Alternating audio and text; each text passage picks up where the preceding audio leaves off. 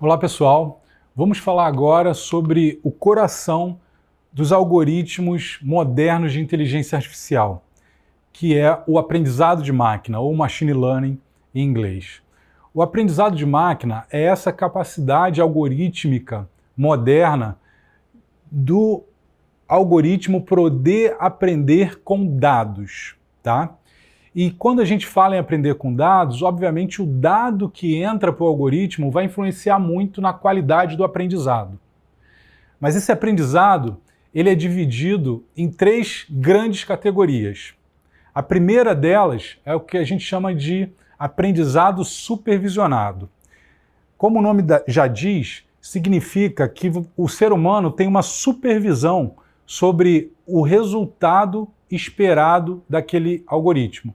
Vou dar um exemplo para vocês. Imagina que você está vendo uma planilha de Excel que tem na última coluna o resultado se um usuário comprou ou não um determinado produto num e-commerce.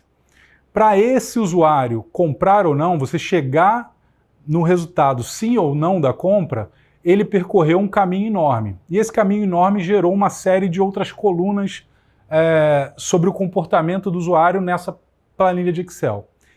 Então, a supervisão do humano significa o seguinte: eu sei qual é o resultado que eu quero descobrir, se ele comprou ou não, ou sim ou não, que é essa última coluna.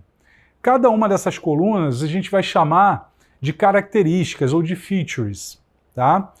E então o algoritmo supervisionado, ele vai dizer para a gente qual foi o caminho mais provável que um usuário percorreu para chegar ao resultado que a gente gostaria, que é ele fechar uma compra. Então esse é o supervisionado.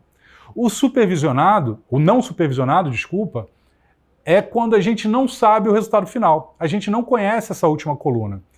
Vou dar um exemplo para vocês. Imagina que a gente tem um conjunto de usuários comprando passagens aéreas, por exemplo. Essas passagens aéreas têm perfis diferentes de pessoas. Tem o cara que vai comprar para o lazer, para férias, tem um cara que está comprando porque vai trabalhar, é business, no business tem o pequeno empreendedor, tem o cara de empresa grande e por aí vai. Então são uma série de perfis de consumidor. Mas eu não conheço os perfis, eu não conheço a última coluna, o resultado, como eu disse para vocês. Então o algoritmo, ele organiza por similaridade esse conjunto de dados. E no final só diz para você o seguinte: olha, eu tenho esse conjunto, esse. Mas eu não sei o que ele significa. Eu não sei categorizar isso no final, dar um rótulo para ele. E aí o ser humano vai lá e dá o rótulo. Por isso ele é não supervisionado. Primeiro o algoritmo organiza os dados, depois nós dizemos o que o dado significa, ok? E o terceiro e último ponto, tipo de algoritmo, é o que a gente chama de aprendizado reforçado ou por reforço. Em inglês a gente chama de reinforcement learning. E ele é o que está por trás principalmente dos algoritmos de AI generativa, tá? Ele faz um pouquinho diferente dos dois anteriores.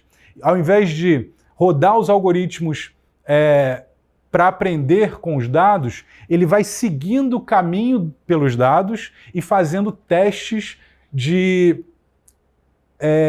tentativa e erro para saber se aquele caminho é o melhor.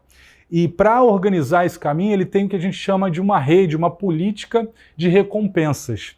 É mais ou menos como o ser humano aprende também, né? Uma criança não aprende que não pode botar o dedo numa tomada que dá choque. Aquilo ali tem um mecanismo de recompensa, ou dor ou não dor. Então o algoritmo é mais ou menos assim, só que em vez de dor é 0 e 1 lá dentro do algoritmo. Então isso faz com que o algoritmo de aprendizado por reforço, ele encontre caminhos mais rápidos para a solução de um problema. É assim que o ChatGPT, por exemplo, ele cria as melhores frases, é assim que ele entende contextos, por exemplo, quando a gente esquece de botar uma palavra no ChatGPT, ele vai lá e completa, porque ele já passou por aqueles caminhos, ele sabe o que a gente quer dizer e ele sabe qual é a resposta que a gente quer. E isso é o aprendizado de reforço. E isso é a grande área transformacional da AI. mas é bom lembrar que a gente nunca usa um único tipo de categoria de aprendizado de máquina. Normalmente, uma solução robusta de AI vai combinar esses 3 tipos de algoritmo que eu falei para vocês. E no meu livro, eu estou deixando aqui também no material uma imagem que explica bem a diferença dessas categorias e os subalgoritmos que existem dentro de cada uma dessas categorias para você fixar bem na mente. É uma figura resumida que em 10 minutos, você olhando para ela, você vai conseguir fixar ainda mais esses conceitos que eu passei para você.